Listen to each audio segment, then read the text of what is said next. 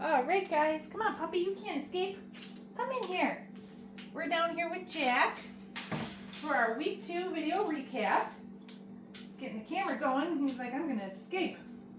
So we're just starting with a little bit of play, just like we did last week, to get these puppies going.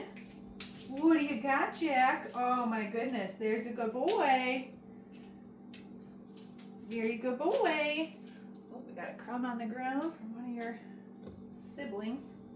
Where's that toy? Oh, I try to pull the toy to his left because that's where his good eyeball is.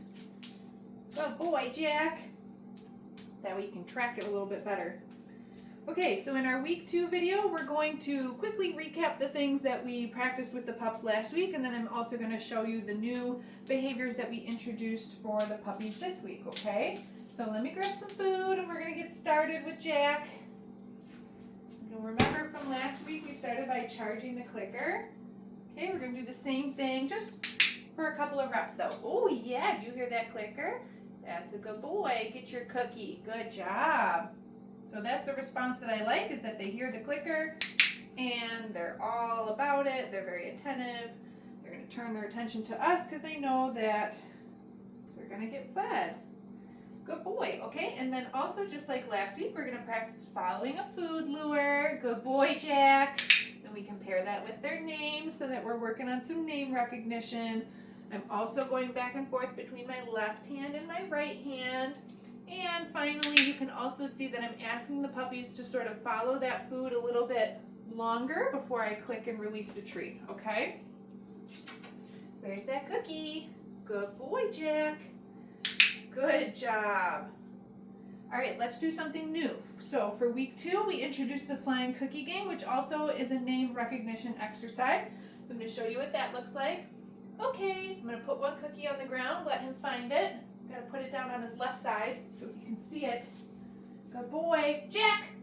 Then I'm going to call his name, and as soon as he responds, I'm going to mark, and I'm going to give him another cookie when he comes over to me. Okay, let's do that again. Okay. One down on the ground. Use that sniffer, buddy. I'll help you. Here it is. Okay. Jack. Good boy. Very nice.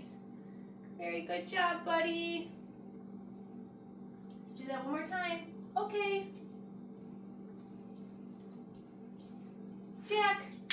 Woohoo! Good puppy. That's so smart. You're so smart.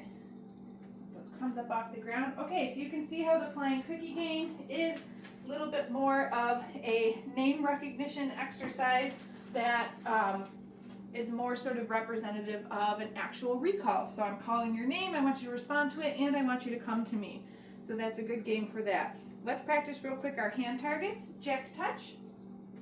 Good boy. There you go.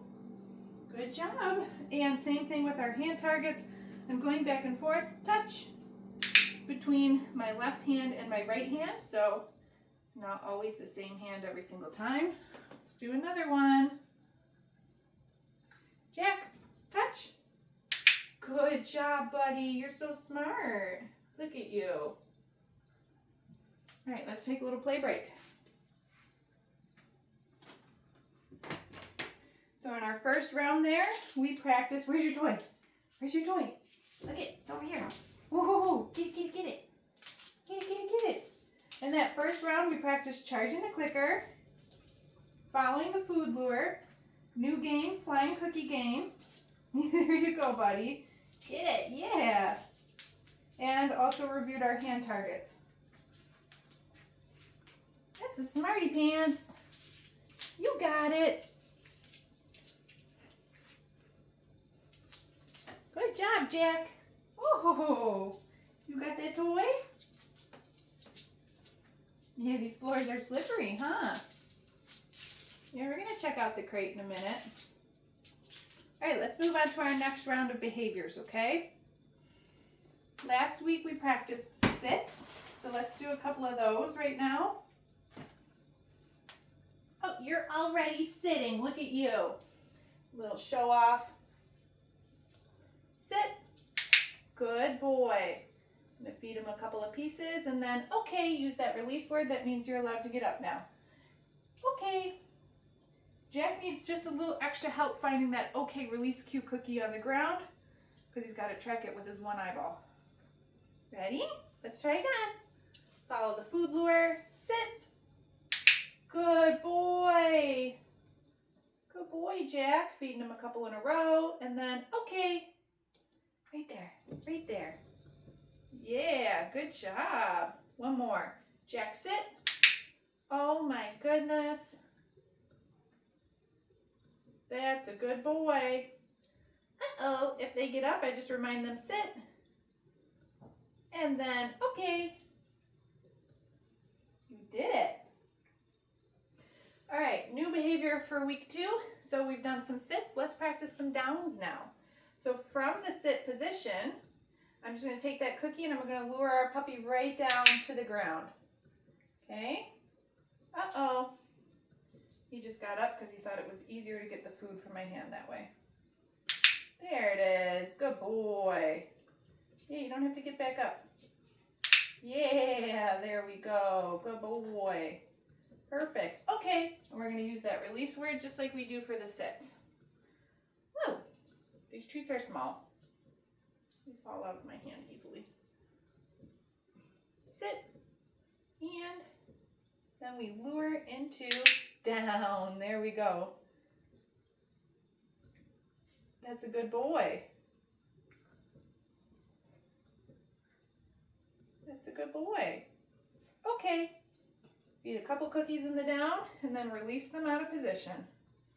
Oh my goodness, could I drop any more food? It's just one of those days, Jack. Let's do this one more time. Sit. Good sit, buddy. Down.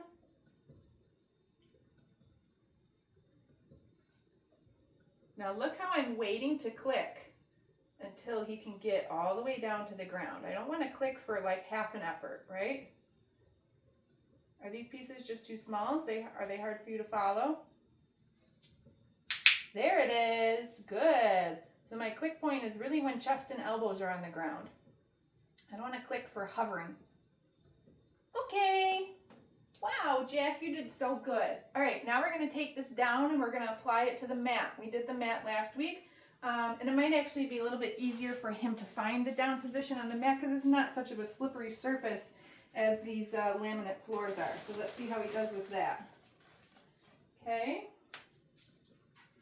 So last week our criteria with the mat was just come over and be on the mat. This week we're upping the criteria a little bit, and we'd really like to get the puppies to lay down on the mat and work on a little bit of duration of just holding that down, okay?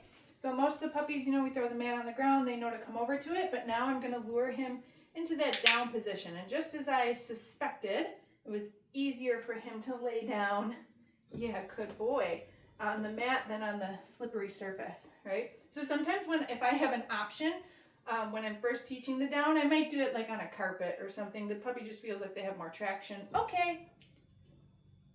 Good job, bub. So we're going to release him off, and then we're going to lure him back onto the mat and get him into that down position again. Mark when he gets there, and notice how I'm just setting those cookies on the mat right by his feet, and we're just working on duration of staying here, of staying in this position. Then when I'm ready to release him, I'm going to show him the cookie and say, okay, good job, bubs. Oh, Jack, you're such a smart boy right now. Look at you. Good boy. Let's do it one more time. Great. Now I'm just setting that cookie right down on the mat, right sort of in front of him or right by his front paws. I don't want to put it too far away. I'm not putting it out here because I don't want him to get up to get it. I want to reward in position. Good job, bubs. And then, okay, there we go. So you can see how now this is starting to maybe resemble a stay behavior a little bit with the dog going to the mat, laying down, and we're rewarding like 1 second little stays on the mat. And he did very good with that. So let's see if he wants to take another play break real quick before we move on to our last little exercise. Yes, you can see it better on this side, right? Yeah, there you go, buddy. Get it. Oh, good boy, Jack. You're silly. Oh boy, he lost it. Here it is. Here it is. Yay! Good job, Bubs. Good boy. I don't know if I mentioned this in last week's video, but I personally have a deaf and blind dog. Completely blind, completely deaf. And she's learned all of these behaviors, all using touch signals and touch cues. So just because your puppy, you know, might have a physical impairment or something, it doesn't mean that they can't learn, right? So Jack is doing great, just like all the other pups. We just might have to modify things a little bit. Like when I give him his release cookie, I do it to the left. I'm trying to do it to the left so he can see it. And the same thing with him when I'm playing with him with the toy, right? If I move it too quickly to the right, he loses it, which is a little comical and kind of cute. Good boy. All right, should we do the last couple of things, Jack? What do you, oh, I stole it from you. The last thing we're gonna work on, I'm stealing it from him. Oh God, he doesn't know where it went. We're gonna work on the crate. Where are you going? So the puppies have all been sleeping in the crate. Whoa, you got the zoomies. Have been sleeping in their crates at night. But one of the foundation behaviors that we like to train is to have them go into their crates on their own when we ask them to, okay? So as you can see, we've been building up a lot of value for being in the crate all week. Jack just wants to go in there as soon as I open the door, so that's great. I'll take that. I'm gonna mark, and I'm gonna feed him a couple of treats, and then I'm gonna say, okay, use our release cue. Good job, bub. Kitty. Very nice. But we compare him going in with a command. So we've been saying, kennel. Good job, buddy.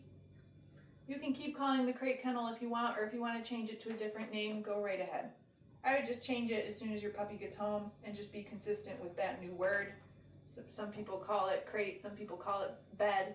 You can call it whatever you want. Just be consistent right off the bat with it, okay?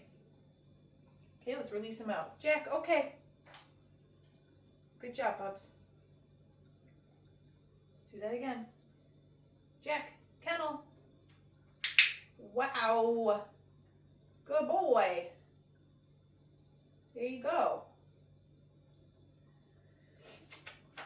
Okay. Oh, that's a smarty pants. You're just showing off with that crate, huh? That's a good boy. All right, we did that a few times. So we're going to close that up. So this is a really good exercise to play with the puppy just outside of actual crating time to build value for wanting to go into the crate on their own, okay? If you want a dog who loves their crate, you take a little time to play some crate games with them every so often outside of when you need to actually lock them in there because you're going to bed or you're leaving the house or something, okay? All right, so the last thing that we're gonna do is work on our handling exercises. I've got some food, and this week we introduced a grooming tool. I've got nail clippers down here today, but the first thing that I'm going to do is just recap real quick what we did last week. So if you'll remember, there's a little bit of handling. Yes, good boy. Just going to go through body parts. Yes. Let's do both ears. Yes, good boy. Yes. Picking up each paw. Yes. Yes. Wow, you're smarty pants, and let's do his tail. Yes. And then we're gonna say, okay, give him a little break. Now I'm gonna introduce the nail clippers. Well, we've been doing this with a couple different grooming tools this week, but I've got the nail clippers right now. The first thing that I'm gonna do, I know these are for his toes, but watch, I'm just gonna pet him with them. Yes, good boy, in a neutral spot. Yes, give him a cookie for that. Now I'm gonna take the nail clippers and actually, yes, just touch them to his feet, each one. Yes. Yes. Yes. Good boy. Look at you. Okay.